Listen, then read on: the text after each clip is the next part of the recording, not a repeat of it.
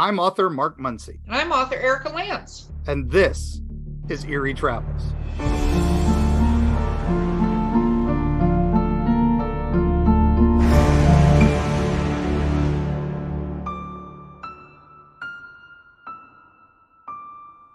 Greetings, travelers. Greetings, travelers. Oh, that was my spooky voice. That was my spooky voice. Spooky. Because guess what it is, Mark? It's finally here. It's spooky season. Yes, I'm super excited. We've been waiting for this all year, even though for us spooky season is all year. But I was going to say, when did spooky season stop for you? I just think we can officially declare it spooky season. Yes. And for spooky season, we have an epic first spooky season show. Oh, do we? I'm excited. I am on the edge of my seat. Well, there's a little room here, so let me scoot back a little bit. Okay, yeah, there. Okay. Yes, as if you didn't know what. I like how you pretend like I don't tell you what's happening, when most of the time it's you not telling me what's actually happening. Oh, I know. I actually organized this one, so. Yeah, exactly. So, Mark, who do we have epically on our podcast today? Oh my gosh. So one of our favorite places in the world is in Central Florida, and that is Sir Henry's Haunted Trail. And it is an amazing haunt. I highly recommend everybody go check it out if you're in the area. Yeah, the big theme parks are great, but Sir Henry's gets it. It's amazing. But we have two very special guests that are a major part of Sir Henry's, but they are also awesome in their own right. And I would like to introduce Amanda and Brad, and they are the team behind the stories behind Sir Henry's. So let's bring them on in here. So that was welcome. That got very meta there in the middle there. I'm not a little bit. I didn't mean to. It just kind of happened. Here are the people that are behind the people that are behind the thing that has a thing. Go. No. So welcome, Amanda and Brad. Sorry, he got very meta. He got very fourth wall there for a moment. It's fine. Fourth walls are made to be broken. It's so true. Isn't it so true that that's the case? So, Mark, where did you meet Amanda and Brad? Because I have a different origin story than you. Yeah, we both have met these wonderful people. So, Brad and Amanda, I think I met you guys through Sir Henry's, wasn't it? I think it was at one of the media nights where you guys were selling your books. We may have met before then, but I don't think so. I think that sounds about right. I think maybe we might have met at like a convention prior, and then we probably were like, hey, if you want to come to Sir Henry's media night, and then we kind of became more acquainted after that. But and then I know we went to some of your library readings as well. Yes. And and it's always nice seeing friendly faces in the audience. So yeah, even if they're not real. So I think Mark sees dead people in the audience sometimes. I met you guys because you guys are both published authors, which is epically amazing. And I met you interviewing you on the other podcast, which is Drinking with Authors, which is so amazing. You guys were so much fun to have. So this is perfect symbiotic spookiness. So it's full circle. Yes, I like origin stories because that's where I'm at. I'm all about origin stories and they're fun. So, whichever one of you wants to go first, go together, however you want to do this. When did you first become interested in spooky shit? See, I waited 8 seconds. See, 8 seconds. Way after 8 seconds. I could say shit. Okay, spooky shit. Where did it begin? Shit, you go first. You just mean like kind of like horror genre in general, just like overall everything. Overall, because that's what you guys write along with the interest. Sir Henry's is epic. We can talk about that for a minute. Yeah, we can talk about that later. We'll save that till after the first break. Yeah, you guys have epic horror background. So well, I know with me it was kind of a very slow but steady upward trajectory. Because when I was younger, like grade school age, it all started with fiction, with horror stories. Not just like campfire stories and like a local folklore sort of thing, or scary stories my grandma would tell me, that sort of thing. but it and went further into like the books of R.L. Stein. Like Goosebumps is kind of gateway of horror for a lot of kids growing up with the '90s, which was the same for me. And then leading from that, as I got older, it just kind of gradually progressed. Going from R.L. Stein to Stephen King, and then when I was younger, I wasn't too fond of scary movies. Just the horror fiction, the stuff you can read and visualize in your own mindscape instead of like actually having it directed to you for whatever reason. And then one day that I don't quite necessarily recall, I just started enjoying the actual horror films as well. So it combined, the visual medium along with the literature that I had been reading for years prior, all just kind of coalesced together and became sort of my, my upward trend into horrordom, essentially. What was your gateway movie? What was the movie that turned the tides? Do tell. Now that's a specific movie for that is an easy one. And that was Poltergeist. And I remember it's because I was still kind of afraid of horror movies at the time. And I remember that I was at my friend's house and he and his family were doing like a Halloween get together and Poltergeist was playing on the TV. And since I was pretty much trapped in the room, I was like, it's Halloween. I'm with my buddy. I might as well watch this and see. And I pretty much fell in love with the movie. And from there, I went from like the PG/PG-13 rated horror films and gradually progressed into more harder R-rated horror films and kind of the full spectrum of horror. But it was definitely Poltergeist was the first one that kind of broke me through the barrier and kept me from basically being kind of nervous about what horror films might entail into showing me these things can be kind of special. I want to dig a little deeper and see what lies further beneath the veneer, essentially. Very cool. Amanda, take us on your journey, my friend. Pretty similar. I think that the Goosebump books from R.L. Stein really kind of set it off. And I remember my dad, he's still cool, but growing up as a kid, I feel like he was a lot cooler than other dads because I was watching Terminator 2 and Psycho and movies like that when I was, probably a little too young to be watching things like that. So it's, even though it's more sci-fi, I would say a Terminator 2 really was, because I mean, it is real, it's scary. Like it's a monster movie.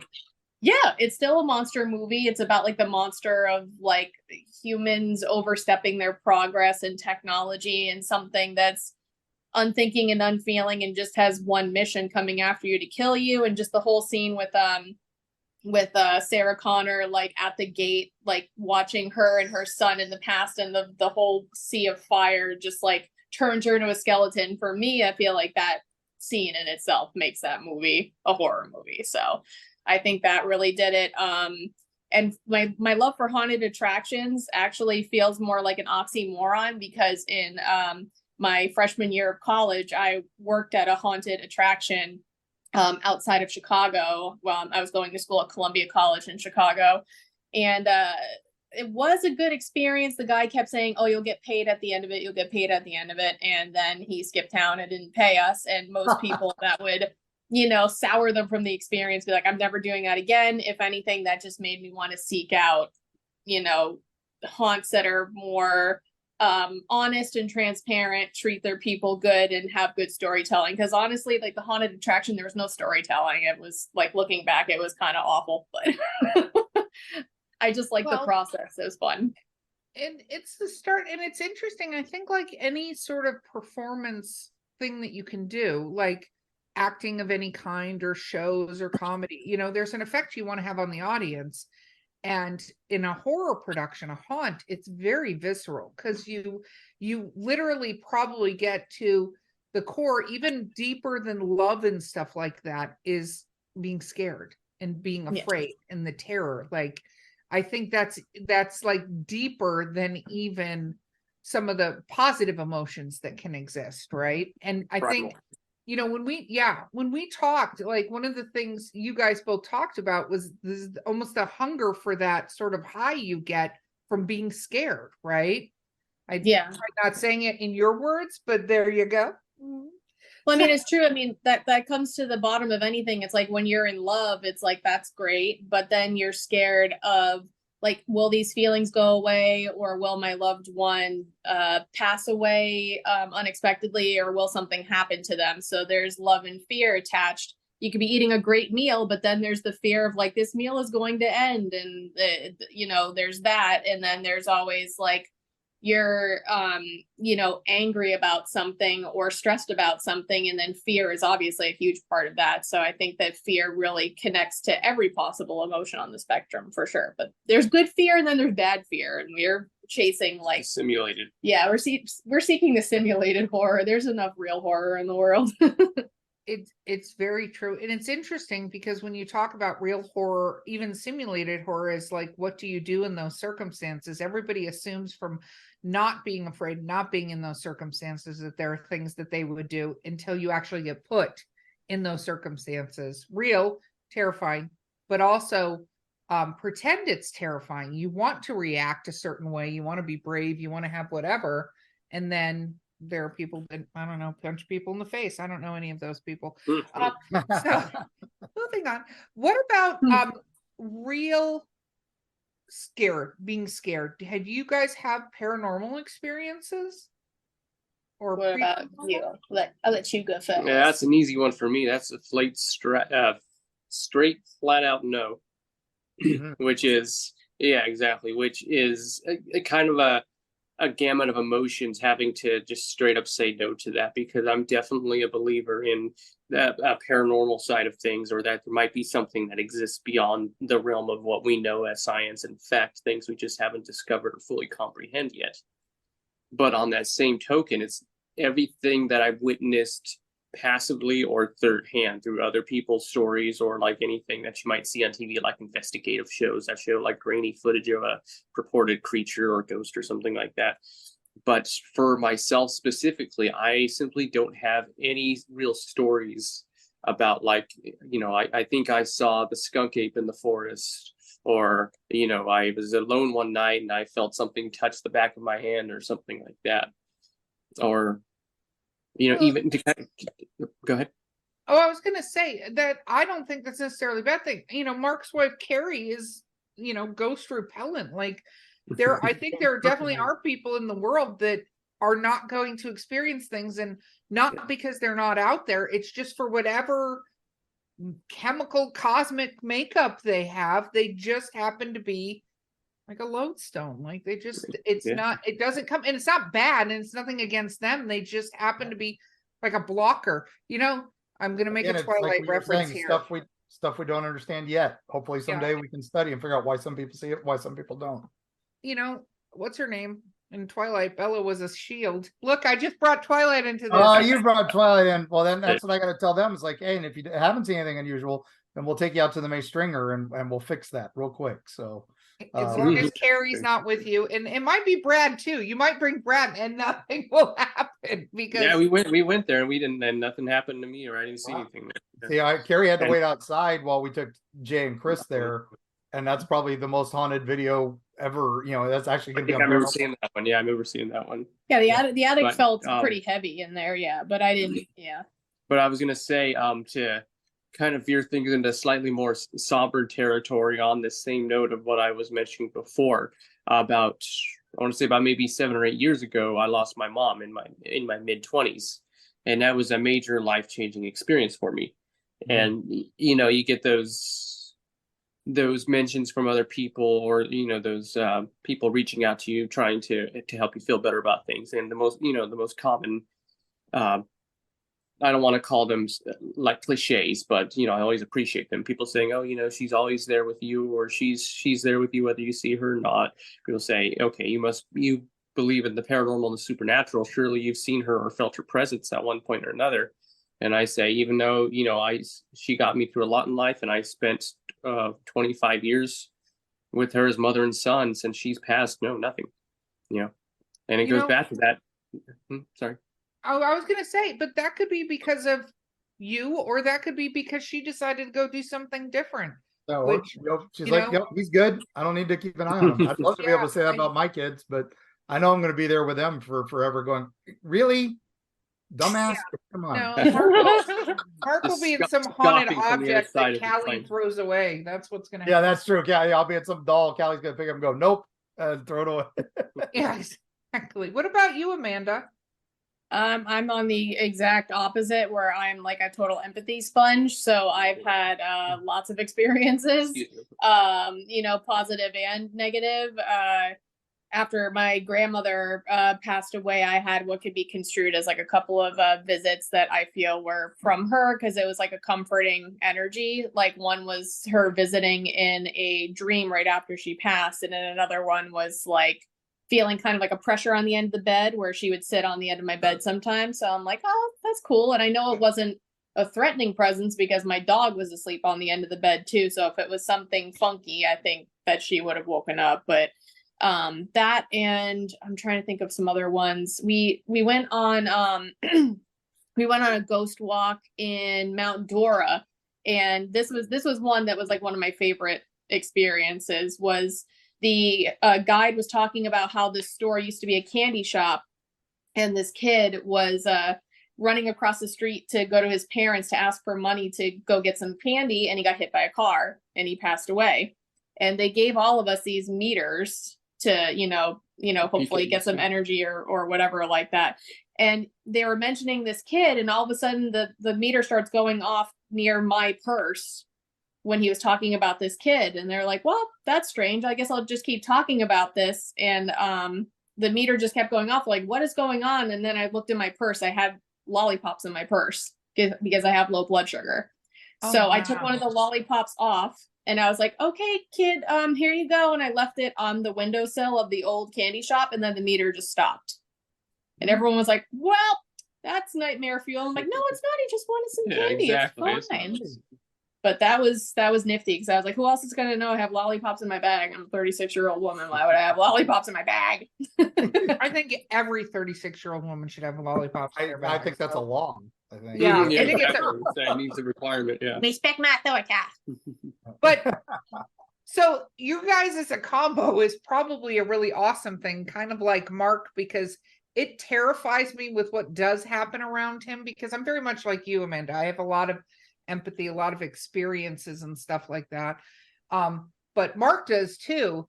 And it actually warms my heart that Carrie's there, because I'm terrified of the like exorcist type situation he would have in his house if he did not have Carrie there to go, let's just take this down a notch or two, because Balances a little bit, yeah.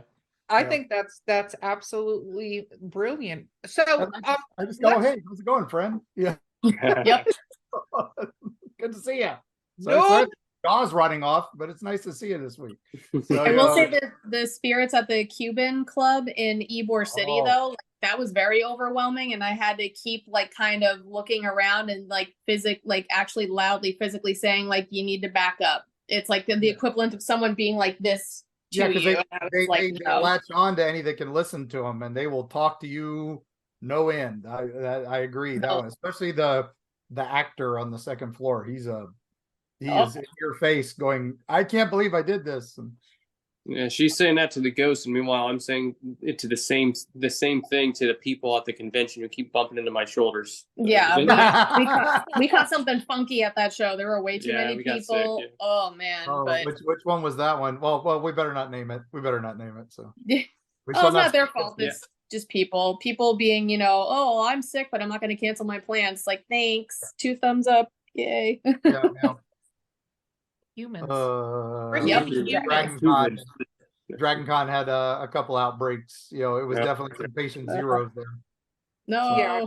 I didn't get COVID at Dragon Con this year. Neither did I. We're fine. But so go to the X track and go to the horror track. You might want to avoid the puppetry track. That's all I'm saying. Gotcha. First of all, everybody should avoid the puppetry track. I think puppets and mannequins are a terrible idea. It's like dolls. Like, no. Do not imbue life into these things. It's a terrible idea. So let's talk, because we're going to talk after the break about haunts. But before we get to the break, let's talk about your first haunt. Like, what to sort of pop the cherry of the haunting. So Who would like to begin the cherry popping of the haunting?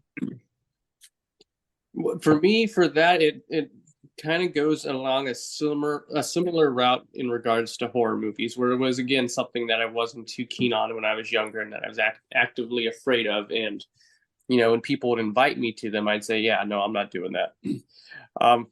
I remember the first one I actually went to. I don't remember the specific name of the house itself, but it was at an attraction in Central California called the Field of Screams, which was literally like a traveling carnival that set up shop on a farmer's field and had a few homemade haunted houses dotted around it.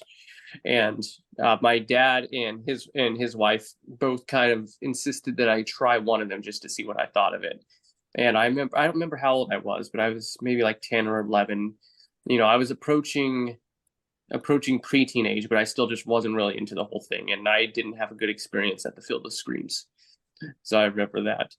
But that was the very first one. And honestly, I don't know specifically which one actually led me further into haunted houses in general. If I had to try to guess, I think it might have been Knott's Scary Farm at Knott's Berry Farm, also in California, where that was another one that I decided to try to go. I went with my mom and actually a couple of friends of mine. And since it was such a large event, it was something that you'd think that would be too overwhelming. But in this case, it was kind of easier to kind of ease one into it because there was so much other stuff to do. If you didn't want to see a haunted house or something, you can go on one of the rides, or you could just hang out and, eat a snack or something. But, after witnessing all the actors performing and actually going through a couple of the houses at that event, that kind of led me further down at thinking this is pretty interesting. And this is something, that is not necessarily something you need to be afraid of, because all these people are doing their absolute damnedest to entertain and frighten you and transport themselves like into other worlds, basically enveloping characters that aren't too dissimilar from characters in a book. They're just in the real world staring me in the face and jumping out at me. And I think kind of that connection between my love of literature and leading closer into, what I'm actually experiencing at that time, that kind of eased me into it, and just kind of grew from there. That's awesome. Okay, And Amanda, what about you? Hold on, that was just probably one of the first haunts that started doing storytelling. Not Yes, exactly. Yeah, that's one of the originals. Absolutely. I enjoyed that. Not Scary Farm is a lot of fun. I was very, very excited when they said they're bringing back the hanging at Not Scary Farm. I'm so stoked on that. I won't get to see it in person, but I'm going to see it on YouTube, so that's good. There you go. I think, Amanda, right before you jump in, I think there is a huge difference between saying, it's a created haunted house versus a house that's just haunted, right? And an experience. Like, I think it's changed so much over the years to be more like sort of leveling up of haunted houses, right? Like it's a haunted experience. And I don't know what that one was like, but we have that a lot of theme parks. Like I remember Halloween Horror Nights when it used to be a couple of weekends a month or something like it was not a big deal. And that now it's like weekends or whatever it was. The first one was Fright Night. I think it was Fright Night. That's right. Back in the early 90s. And they had one house, and it had literally, you walk in the door, there's Chucky, there's the Crypt Keeper, it was just random rooms that made no sense. And then they got a creative director that's a friend of ours who turned it around. So no, totally. And it became an experience instead of just like, we're gonna have a bunch of things that rock across granola on the ground and it's broken bones, that kind of thing. Okay, Amanda, what about you? What was your first experience? I believe, my memory going back, I think it was Six Flags in Agawam, Massachusetts, and they started doing Halloween stuff there. They had like a whole walk that kind of traversed the kind of picnic area, but it was all themed to different things. I remember that they had like a simulated hanging that was cool. Like they brought a plant from the audience up, and then they like hung her, and they're like, keep it moving, keep it moving. It was, I don't know. It was just like this weird visceral memory that I had. And my friend Karen went with me, and she's terrified of chainsaws. So then they locked us in a room and brought out a bunch of chainsaw people, and she was very angry, which was great memory. But and it's funny too, I haven't seen her in years, and she's going to be coming to Sir Henry's this fall. So that'll be her first time coming to Sir Henry's, and I haven't seen her in a long time, so that should be interesting. Mhm. I don't think there's any chainsaws this year though. I was gonna say, I hope you've arranged a chainsaw greeting, like just when you walk up and give her a hug, chainsaws from behind. Right. She'll be like, "Oh no," and just runs back to her car Like, and "Good out of seeing ya. existence. Bye.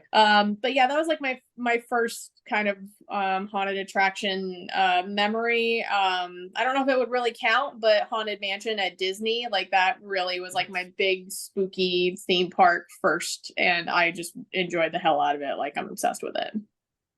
I agreed, and I'll tell you, the first time I went on it, which was in Disneyland in Oh, California, Yep. yeah, that scared the shit out of me as a child. Like, Yep. legitimately scared the crap out of me when I was very, very young, because my mom used to take us there, and oh my god, that was terrifying. My other one was Jaws. So it Oh, wasn't really a haunted house, but Universal Studios, very different thing than now. And I don't even think the Jaws ride exists anymore, but this was many years ago, long time ago. But we went to Universal Studios, and you were in a tram, and you drove around, and they showed you like different sets, and it was literally a studio tour. Like, here's where they filmed this, and here's the I Dream of Jeannie house, and here's the Psycho house, and like it was and they had started adding things, but one of the things was you go along this little dock, and all of a sudden you hear the music kick in, and the dock tilts, so you Yep. feel like you're sliding into the water on this tram, and then the shark comes up next to you. Which Yeah. now I look at and I go, oh, but I'll tell you, to like a 6-year-old, that Oh, is yeah. scary. I like now ass that shit. they've added Norman Bates to the Bates Motel, which is really Yep. nice. He actually, That's always fun it's to like see. slamming a body in the trunk of his car when you guys pull up, and then he sees that you've seen him, and yeah, And he comes Yep. at you with a knife. That's right. yeah, that's great. That was like a kind of, it's like a weird rite of passage when you go to theme parks, because I went on the Jaws ride in Florida, and that was the first iteration of Jaws before they fixed the shark, because he would constantly break down, and there was a point where the shark actually grabs onto your boat, like chomps on it, and then kind of rocks it, but it got stuck, and it was right next to me. Like I was right next to the damn thing. They're like, "Oh, sorry, folks, the shark broke down. We'll just go ahead and put you through the ride again." And I just started primally screaming, "No, no!" They're like, "Okay, we'll get her Stare at the off the shark. ride because she's freaking They're black eyes like a doll's eye. Mm-hmm. Oh Poor my Bruce god, Willis. I love so much of that. Okay, we got to take a quick break. We're going to come back and talk about Sir Henry's. That's-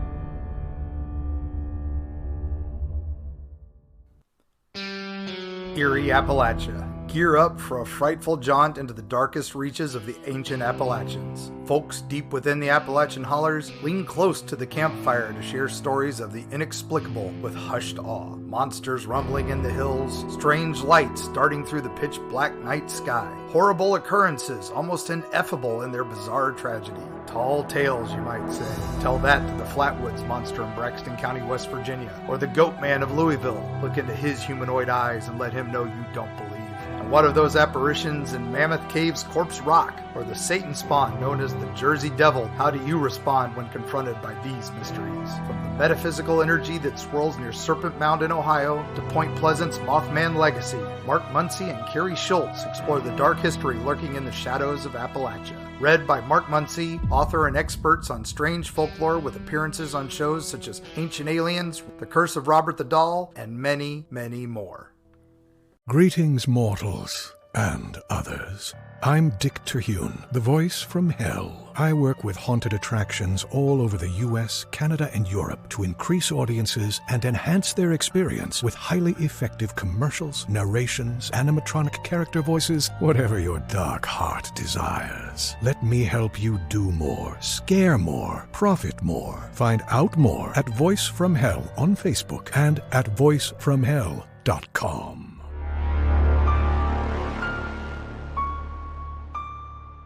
Okay, we're back. We're back. Are we? Are we really? You have a skeleton now behind you, Mark. Stop bringing creepy shit into the picture. I'm like zero interest in this at all. So, Well, we're talking haunts, so Clem has to come out. He was one of our first props for Hellgate. Oh, there he is. Hi, So- Clem. Yeah, Yeah, see, Clem Hellgate's was fine. like our garden gnome we used to, that people take everywhere. we used to take Clem everywhere to show off for Hellview. So he's my last piece of Hellview. So when we talk haunts, he has to be part of the podcast. So The legacy endures. I like it. yeah. You didn't tell me I'll have to add him to the guest list for this particular. Oh yeah. We're gonna have to add him for all the spooky season episodes. Yeah. So let us talk about Sir Henry's. Okay. So which one of you or Mark do you want to take? What is Sir Henry's? So let's let them. They're the well, how did first off, what is Sir Henry's, and then how did you guys get involved with it? Sure. So Sir Henry's Haunted Trail has been around since 2014. That was when they first started taking in customers as a professional haunted trail. Before that, Zach Laros, who is the owner, he was doing it as a home haunt, and he was very passionate about it, but he was like, you know what? I just really want to give it a go at making this an actual haunted attraction. So it started with one trail, and like you said, it was a mishmash of different scenes, but it was still like his own storytelling. And then every year from there, it grew, and now we're celebrating 10 seasons, which is awesome. And we have 3 haunted trails. We have a haunted hayride, and then we have a midway experience with characters that interact with you, and maybe a couple of shows, a couple of ceremonies will be glittered in there. Ooh, that'll be nice. That's new. Yeah, and That just gave me chills when she said ceremony. So I Oh, like it how you said should, that's it nice. should. I'm like, that doesn't sound nice. That sounds terrifying. That's fun. very nice, very evil. But we got involved with Sir Henry's. We started as fans because we lived in Southern California, and when we started the process of moving to Florida, I took on the very important stuff, and he was at home packing. And while he was packing, I was like, research things that we can do over there, because we've gotten used to living in one part of the world, and now it's like, okay, we need That's fun important things. stuff too, though. It is. It's like, okay, we need fun things to do, including haunt season. What are we doing for haunt season? So you found Sir Henry's Haunted Trail, and we're like, okay, we're gonna have to The I-4 Scream Park. the I Yeah. exactly. So you found that, so we're like, okay, we got to check that out. It's in Plant City. It's a little Not less than too an far hour away. from the Tampa area, and we just loved it. The storytelling was great. It was just it's literally in the woods. It's just so thematic, and it's so immersive. Well, I was impressed with the characters actually interacting with people, not just like yelling boo at them and running off, but actually having conversations while fully in the character, like immersed. That's what that, because I had never really witnessed that before at a previous haunted attraction. So that's kind of what definitely impressed me and drew me more towards it as well. Exactly. And we became involved in it. It was just kind of on a whim, because their Spooky Valentine's event for 2021 came up. And when we were walking around inside of the haunt, I just kind of had a thought that I verbally said out loud to you. Actually, before we went into the event, we were in the car, and I was like, what do you think that do you think Zach would be down with the idea of writing a book series about all these characters, because all their stories connect? It's almost 10 years worth of like this lore that has been building. And you're like, oh, I guess we could ask him after the season ends or whatever. But we were buddies with Calvin, who's a scare actor and a show manager there. And I just randomly asked him while he was in character. I was like, I know this is unprofessional, but what do you think of this idea? And he's like, it's perfect. You have to bring this up to him, do it. And ever since then, we've been building this haunted trilogy, and just helping out with marketing and PR and all that fun stuff. Well, I also want to bring up part of how we knew that we were becoming more than just casuals with Sir Henry's is the fact that we'd visit there since we lived in Florida. We'd visit there subsequent years, like every year, we'd make it a tradition to go. And the one time that we knew that we were more than just casual fans is when the actor who portrays Sir Henry greeted us by name. So we show up, he talks, he's mic'd up, and he'll have conversations with you instead of saying, oh, hi, how you doing? He comes in, he's like, oh, it's Amanda and Brad. I was like, they know who we are. Okay, we must be coming here more often than I thought. And that's kind of what I think helped us get more comfortable with getting to know the actors and the directors and the showrunners on a more personal, friendly level, as opposed to just professional, here's my money, scare me level. And that's kind of where the whole sort of creative and business opportunity relationship kind of grew from beyond there as well, and kind of led to this whole sort of merger of the minds, so to speak. And Yes. thus created the book, the first book, Yeah. right? Yes, yeah. That came out in fall of 2021. Then the second book was fall 2022, and now the third book, which is just around the corner. Excited. Very, And very cool. releases. Well, that is awesome. So what was it like? Did you have, first of all, do you guys have a favorite character that you were, no, let me rephrase that because people are gonna listen, so I'm not doing that. I caught myself. That's okay. That was That's good save. Good save. Yeah. What was the first character you decided you wanted to write about? I mean, Sir Henry's he's the landmark character. He's the head cheese. Yeah, he's the head cheese. So I mean, that's an easy answer with that. But for me, it was Poppy because I really, really love the character Poppy. For you, I mean, I think I know, but Who you is go ahead. Poppy for those that are listening that may not know? Who's Poppy? Sure. So Poppy she's kind of a little girl character. She's mischievous. She has kind of these wild pigtails and a mask on her face and a giant pair of novelty scissors. And the mask is like shattered porcelain. Yeah, it's like a shattered porcelain mask. So it's very unsettling, and she'll come up to you and be like, what if I cut off a little bit of your face? Would you be okay with that? It's very, very chaotic. Her giant oversized scissors, like the kind that you'd use to cut like a red ribbon at a supermarket opening or something, like those size of scissors, like giant shears. Yeah.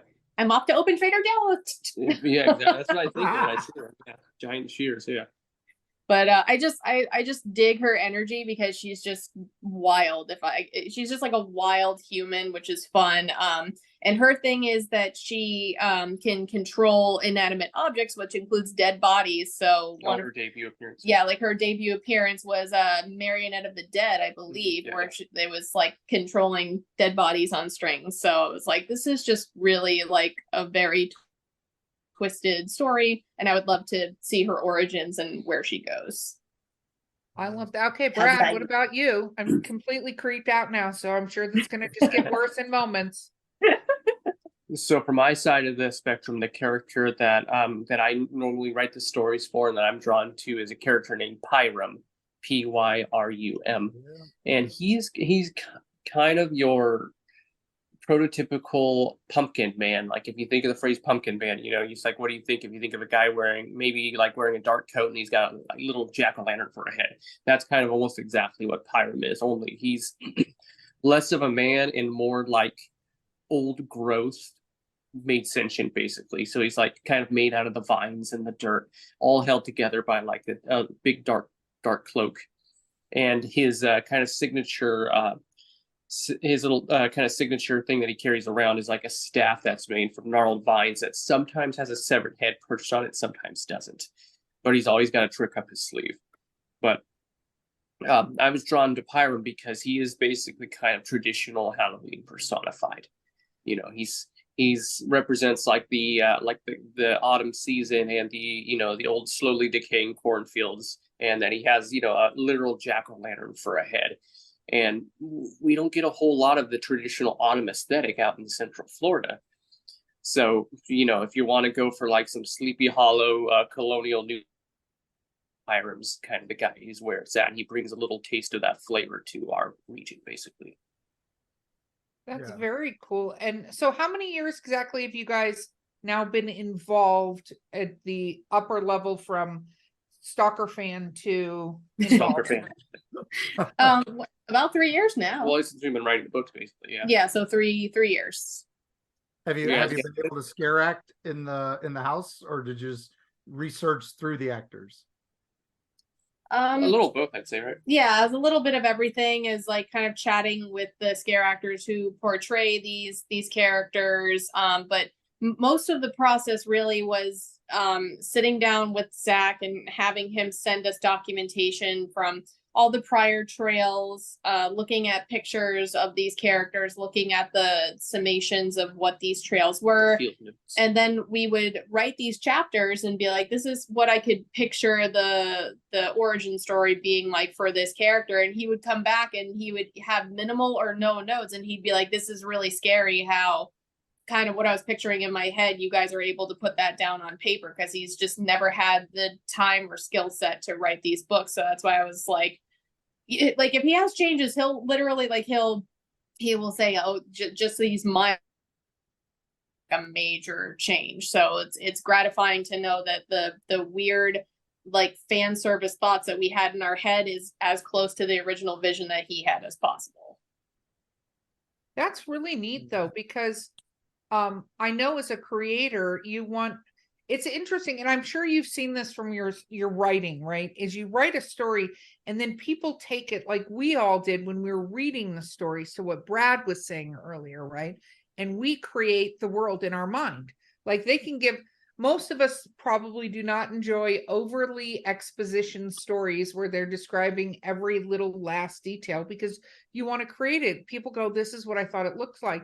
It's got to be so interesting to create stories having interacted with the characters. Like, it's one thing biography, but you're like legitimately interacting with Polly and stuff like that. You know what I mean? Like, that's got to be like a whole weird thing. And then to go taking all of this and going, this is where this is coming from. And the massive creator, Zach, going, no, that's exactly what I was thinking. So I don't know. That's pretty. Yeah, that's really gratifying, is what that is, to to kind of decipher and interpret the backstories of these characters, which does exist, just not to such an extent that we've created, but to present that to someone basically and say, okay, here's what we want to expand on. What do you think? And to get his seal of approval with very, very little alterations required is definitely gratifying, and it kind of helps us stay motivated to keep moving along the particular track that we're going for the story, basically. Has this helped the actors that end up portraying some of these characters? Because then when you're an actor, sometimes you have to invent the backstory of your character. Sometimes you have to add the pieces to make it believable when you're being out in front of your audience. What has that feedback been like? Especially for the character Vex, who is portrayed by Samantha, very, very awesome actor / manager over at Sir Henry's. She had said, there was no backstory for Vex. She's just this cool character who has the power of lightning in her hands. Like, she has this rod that generates electricity. It's like kind of like a cattle prod, except not as harmful, but she has this look where it looks almost like a burn running down her face, and her teeth are all chipped and pointed, and she's just very maniacal and cackles and everything like that. So she was cool, and she was seen as kind of an icon character of the haunt, but she never had this backstory. So I really created that out of thin air.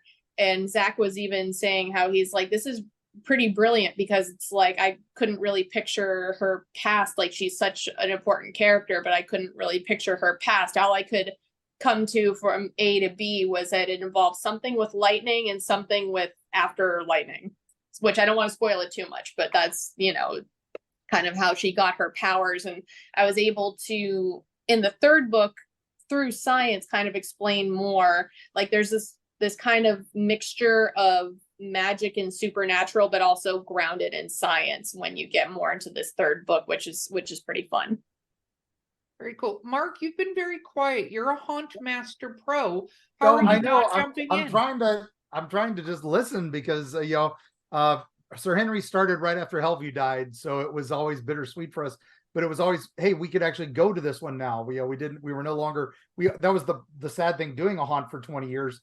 We never got to do any other haunts. We were busy, and so Sir Henry's one of the first ones we visited, and it was amazing.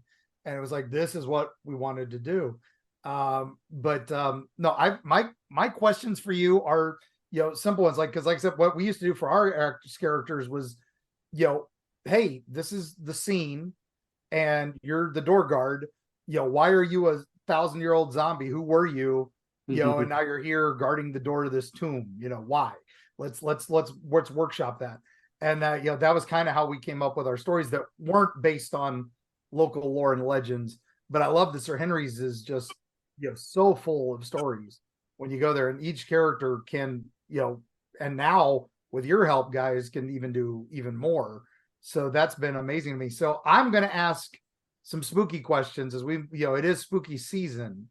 So, where is now you're doing a new YouTube channel, right? Fairly new, where you're going on adventures, right?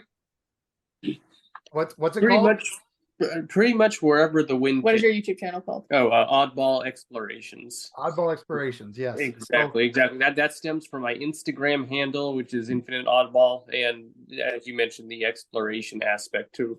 Pretty much wherever the wind takes us. I don't really have like a set path as to where I go. We will just kind of like on the weekends plot out a course of different places to go where we might have been before and we want to return, or places we've never been.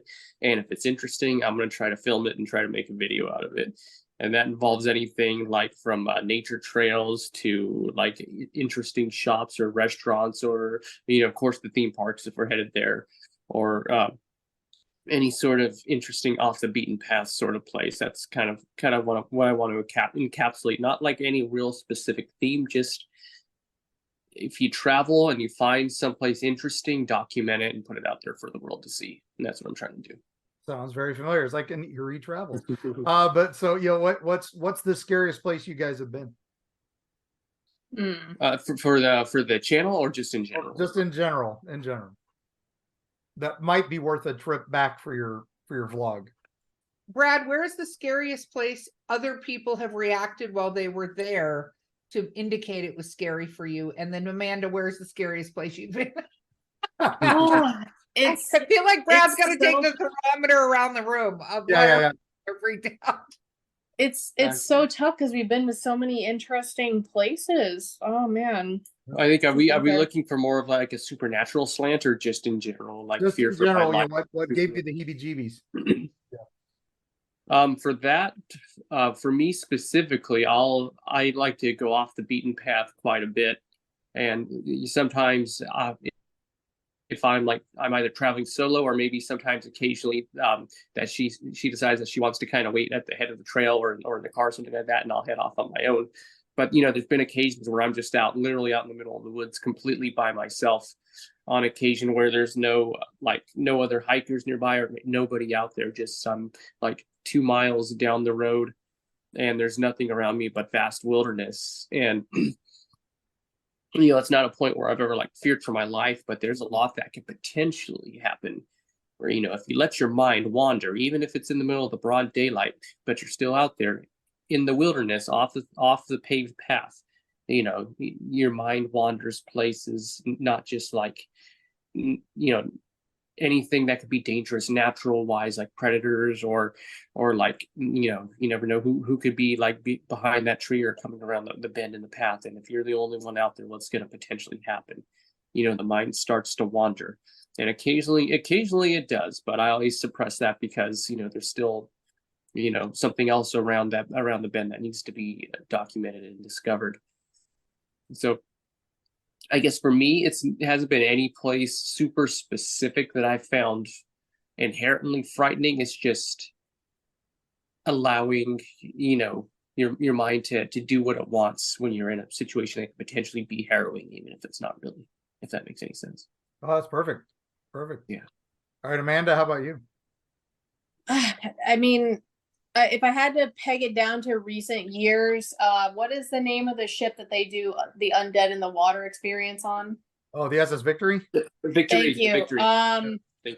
Boy, oh boy, it's just so unsettling. And I feel like I kind of it's almost like repressed memories. The first time I was kind of going up one of the ladders, it felt like a deja vu moment. It felt like something familiar, which to me makes no sense because I've never been in that situation. So the feelings that I got in that general room where you have to go up these ladders and up these steep steps and stuff, it just had this feeling of this is not right. This is not cool. You get that edgy feeling in your stomach where you're there's something about this that doesn't gel. So for me, it was kind of this very visceral, uncomfortable moment. So I think that something really bad happened in that room. So I don't know if I was feeling someone else's emotions or if I had experienced it maybe in another life. But yeah, I would say in recent years that's unsettling. But I still love it, and I still go to Dead in the Water because I freaking love it. Well, I was saying the fact that it's at that time a simulated haunted experience on board that historic, authentic ship. Yeah. Any uncomfortable feelings that she might have are only magnified by the fact that it's being literally used as a horror attraction at that time. Horror So someone dies in there, and they're like, "Am I a joke to you, Karen? Like, what is going on?" You know, no, running down the hall at you. Yeah, exactly. That is, Oh God! Oh, ugh. it's an amazing haunt, and that's in Tampa Bay, Yep. Channel Side area, and we'll put links to it in the notes. Yes, definitely. And I think all the Recommended. proceeds go to the museum as well, which is great. To So restore it. Yeah, which Yeah. is amazing. So the final question, because we could talk to you guys for hours, but we do have a time limit. Producers get mad, whatever. They are terrifying when they get mad. They have a Oh. attack dog. It's and that's a lot of actually frogs. scary. Yeah. That's the scary part. Yeah. Yes. Yeah, they You don't could want to be on bury Pockets. You don't want to be on Pocket's bad side. no, and they could bury you under their frogs, and no one would ever find you ever. Yeah. Squishmallow Frog Army is known to terrify citizens. Yes. So, So, what advice would you give to people wanting to go to Sir Henry's? Like, what would you tell them to prepare, bring with them? What would you say if they're coming to Sir Henry's this year? You want me to go first? Yeah, you go. Uh, We'll just go in general. in a practical sense, closed toe shoes, and I don't mean Crocs in sports mode. I mean closed toe shoes, mosquito spray. Bring clothes and bags and anything like that that you wouldn't mind getting a little dirt on it, because it is in the woods. It's pretty rugged, yeah. And it's very rugged. Like you're going, brushing past trees, and there's mosquitoes, and there's, all that, but that adds to the element of it being so immersive because it is in the woods. So that's the practical side of it. But mentally, just be prepared to really have an interactive experience. No one's going to touch you. They do not do that there, but you're really going to be part of the storytelling. And that's at the heart of every trail, is that you're coming into this story and you're literally walking through a story. So the characters will interact with you. If they recognize you, like they'll say your name, or if you come through the trail multiple times, they will mess with you. But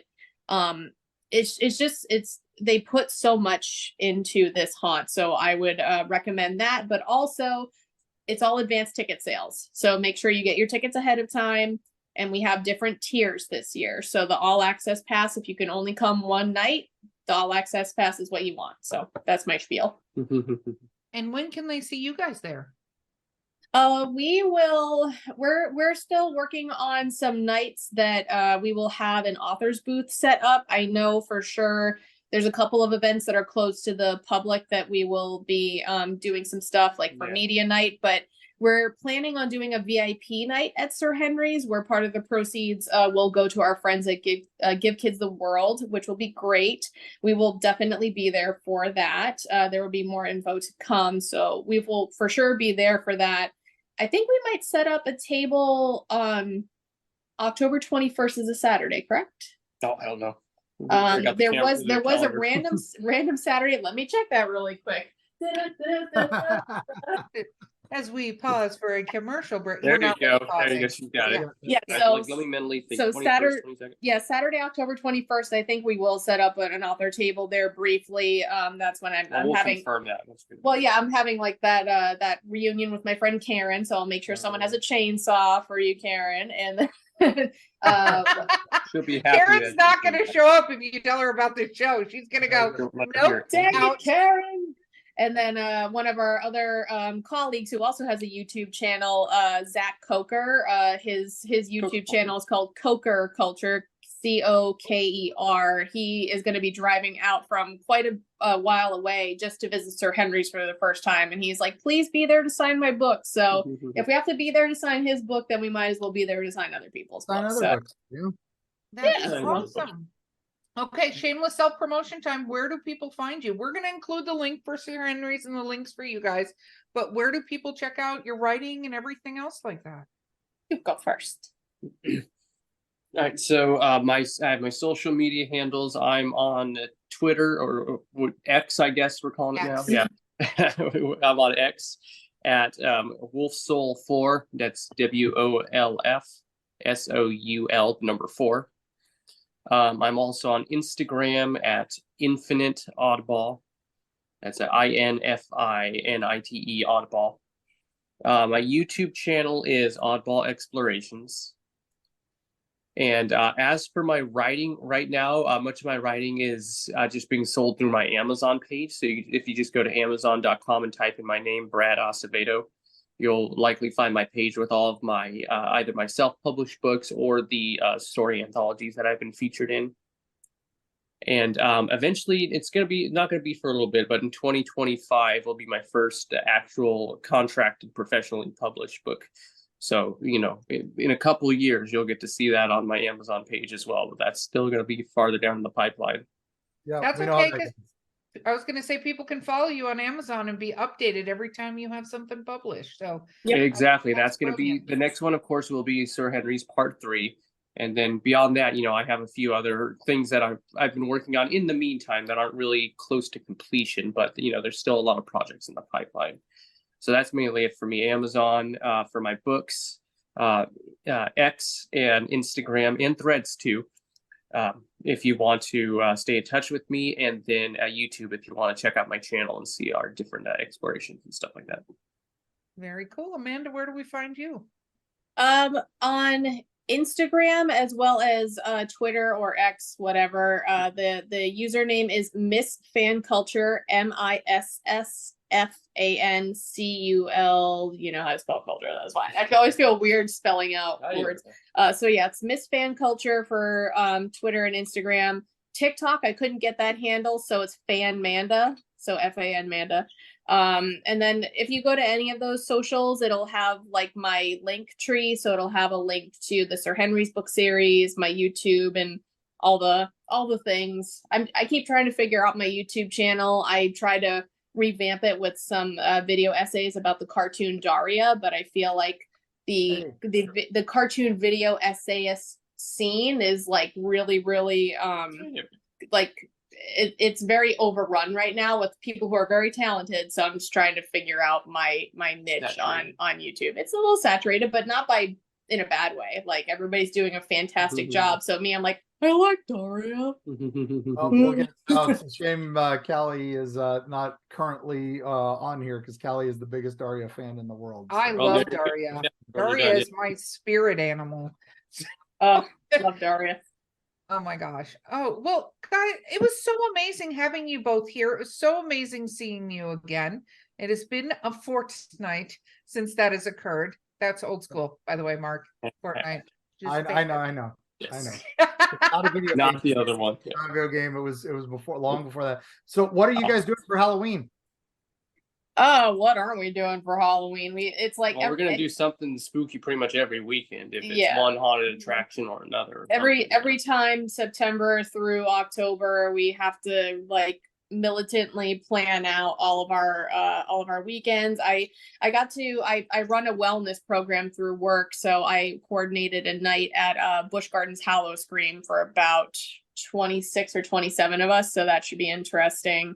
We're going to do some home haunts, like some local haunts. I want to fit Undead in the Water in there. One of our cast member friends so nicely got us, we're going to go to Magic Kingdom on October 28th. So I'm pretty excited to see like the Halloween decor for that. But what is that haunt in Tarpon Springs that we like going to? House on the Hill. Yeah, House on the That's Hill. a home haunt. Yeah. Yeah, that's a completely independent neighborhood haunt. Yeah. Yeah, we got to fit that in too. So Yeah, but I recently did a poll online regarding my YouTube channel, because so far all we've done for Halloween season is Halloween Horror Nights.